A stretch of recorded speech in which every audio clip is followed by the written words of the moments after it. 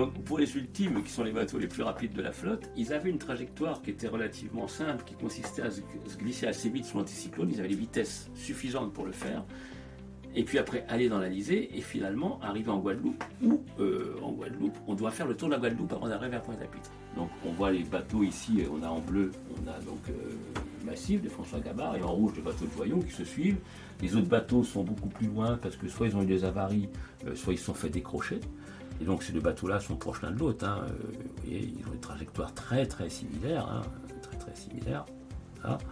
Ils se suivent, hein. Donc voilà, tout va bien. Et on s'aperçoit qu'en allant à la Guadeloupe, c'est marrant, le bateau de François va beaucoup moins vite, va 6 à 8 nœuds moins vite que le bateau de Francis Joyon, alors qu'il devra avoir des performances au moins similaires. En fait là, Massif en train de payer les avaries qu'il a eues plus tôt, à la fois un safran qui a cassé, un foil qui a cassé, un enrouleur de J3 sur une voile d'avant qu'on ne pouvait pas utiliser, et des lattes de grand voile cassées qui font que la grand voile tire mal. Et donc effectivement, dans le vent qui faiblit un petit peu, on s'aperçoit que, c'est marrant ça, on dirait que le Joyon va beaucoup plus vite. On voit sur les vitesses, il y en a un qui a 22 nœuds, l'autre a 34 nœuds, dans des conditions similaires.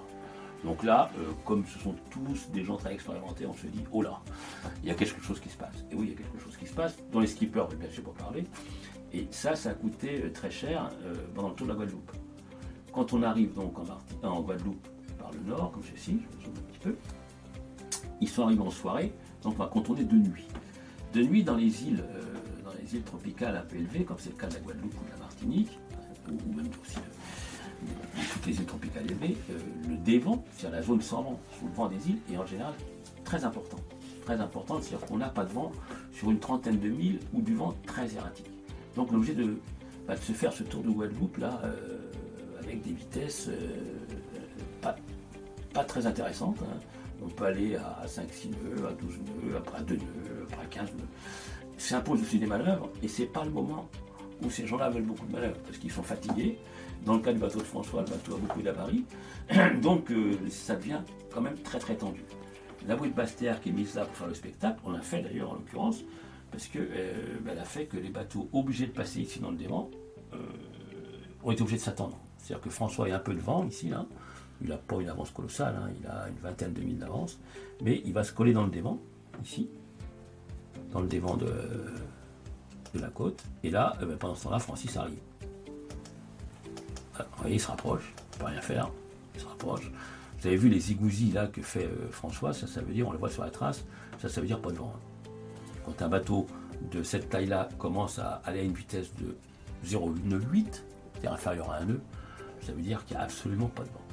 Et Francis profite un petit peu, plus un petit peu de vent, mais il va buter sur les mêmes conditions que François.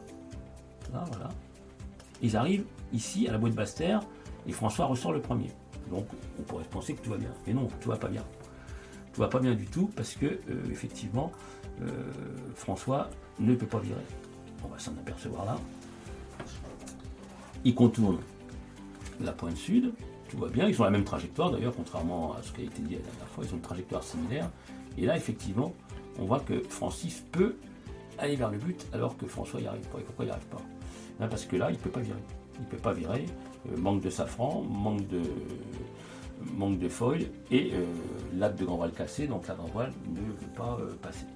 Donc il va vers l'ouest, vers l'est comme ça, en espérant que le vent se renforce.